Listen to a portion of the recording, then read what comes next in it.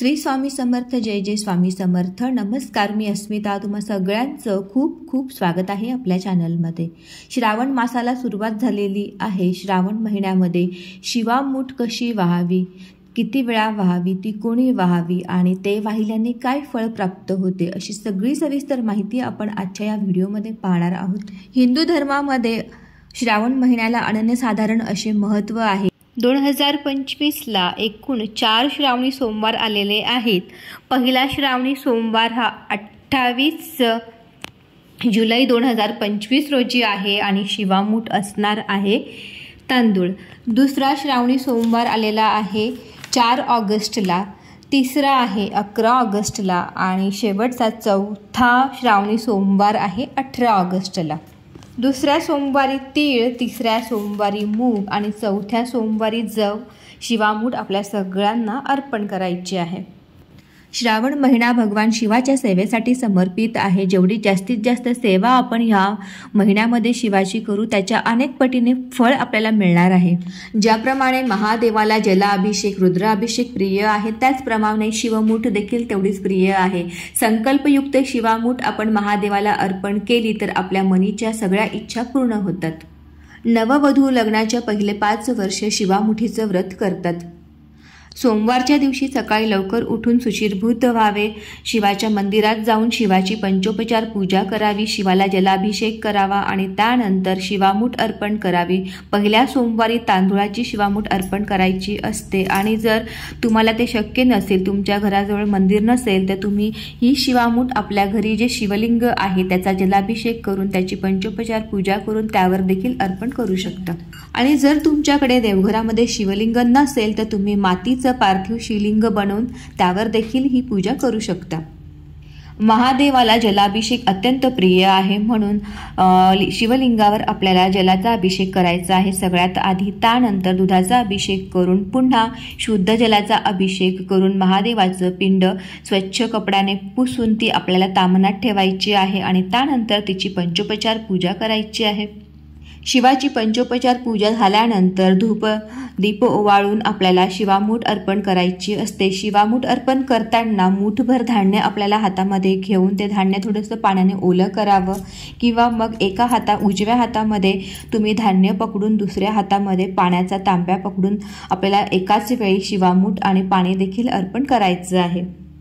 शिवामूठ किती वेळा अर्पण करावी, तर शिवामूठ आपल्याला 3 वेळा अर्पण करायची आहे। 3 ही संख्या शिवाला अत्यंत प्रिय आहे, म्हणून 3 वेळा शिवाला शिवामूठ सोमवारच्या दिवशी अर्पण नक्कीच करा।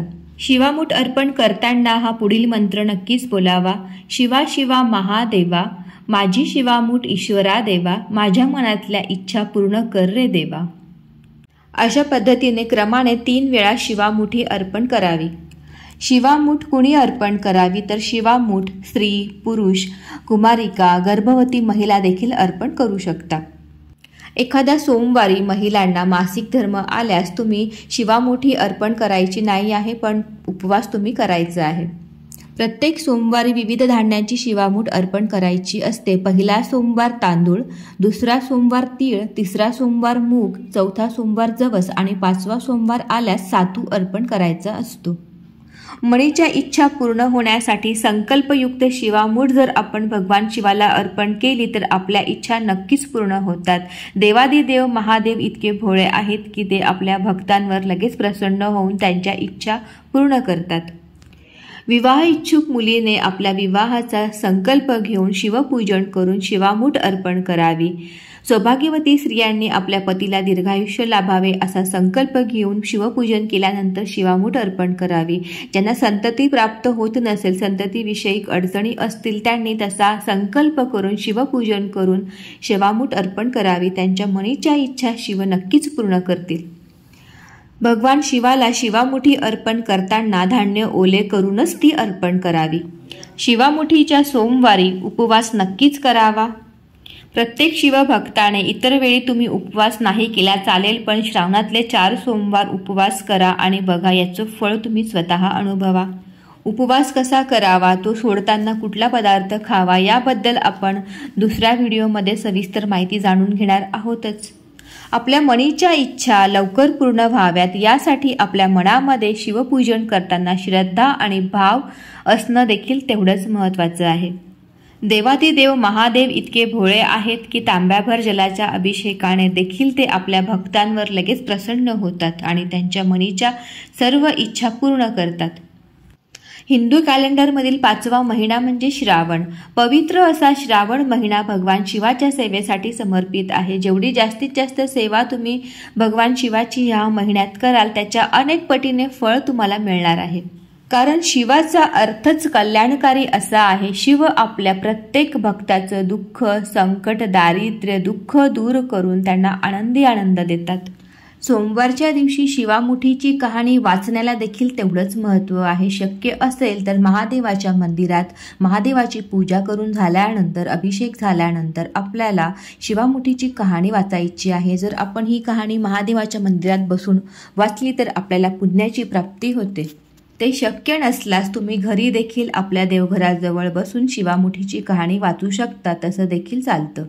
आपल्या मनामध्ये दृढ विश्वास, भाव आणि श्रद्धा ठेवून शिवपूजन करा. शिवाला शिवमुठी अर्पण करा.